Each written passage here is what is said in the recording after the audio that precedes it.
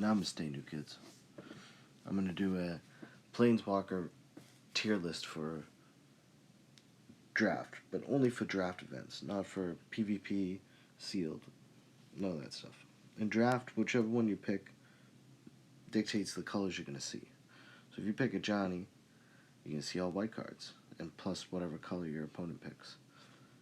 Pick Jace, you can see all blue cards, plus whatever color your opponent picks, and neutral cards, of course.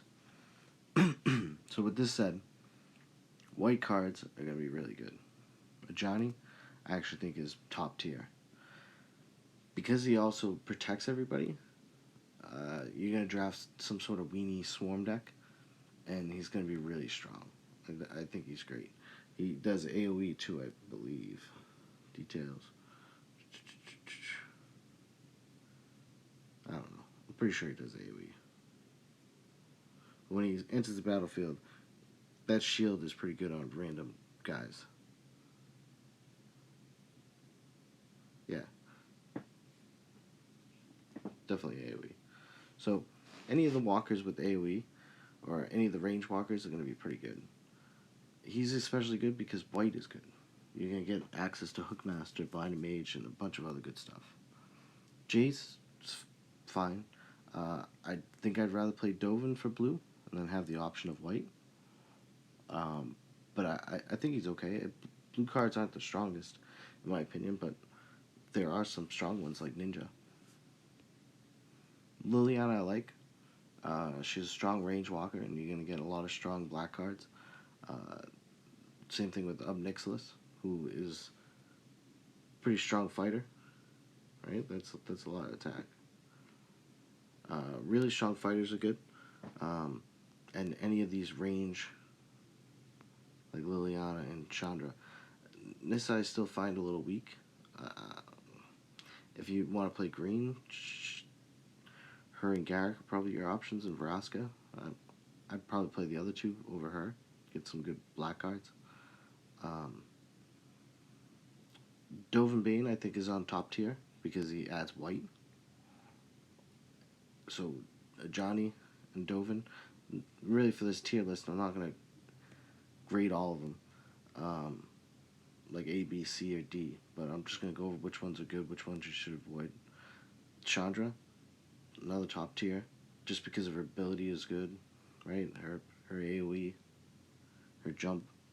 Soren, again, same reason that Johnny is. You're going to draft a white weenie deck and you're going to be able to use his ability. Solid. Top tier planeswalker. Tez, he has AoE. His ability isn't the greatest, and blue is a little weak, but he's still a strong planeswalker. He still has some really good stats. It's a lot of health. I like Garrick. I like Garrick a lot. That's a lot of health. He tanks quite well. Same thing with Gideon. I would rate him a little worse than a Johnny, but that could be just me playing him. I like a Johnny's ability. The armor helps out a lot because you're going to draft a white weenie deck.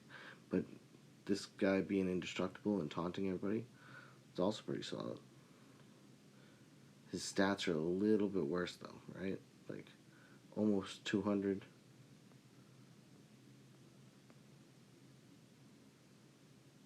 I guess he's got a little better health, but that attack is a lot when you talk about AoE, right?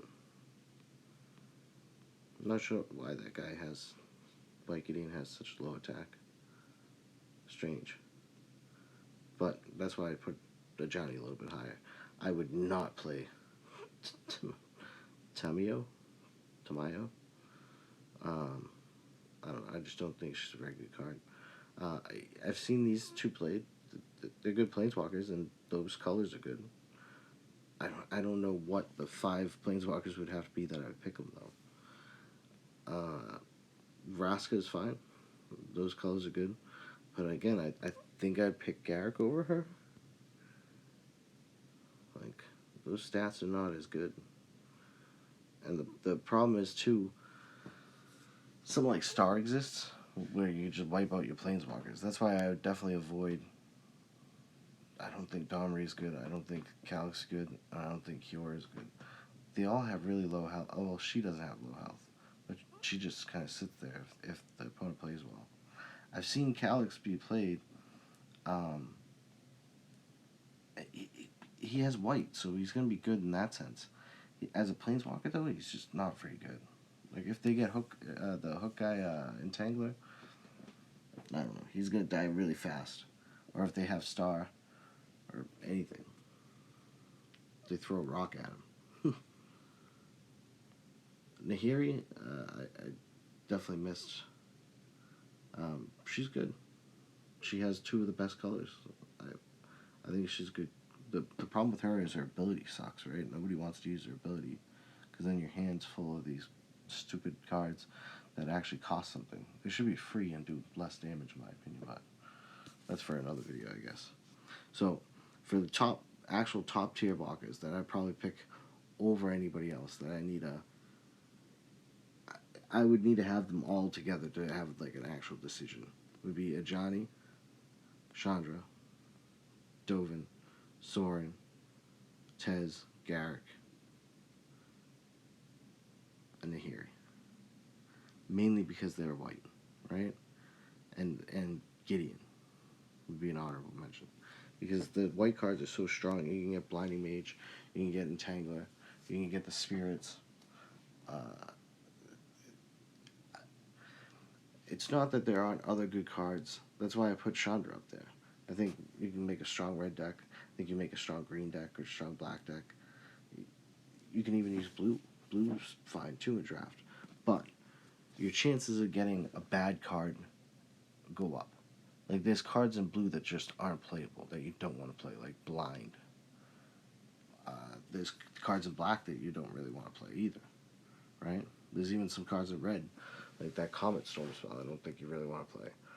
So you have to consider that. I think there's less bad, unplayable cards in white at the moment. But that could change once they release some new cards. Anyway, I hope this helps. If it did, click like and subscribe. If you pick some of these walkers that I mentioned, you shouldn't go wrong. As long as you draft a good deck, check out my other video, give your opponent as many bad cards and dead cards as you can.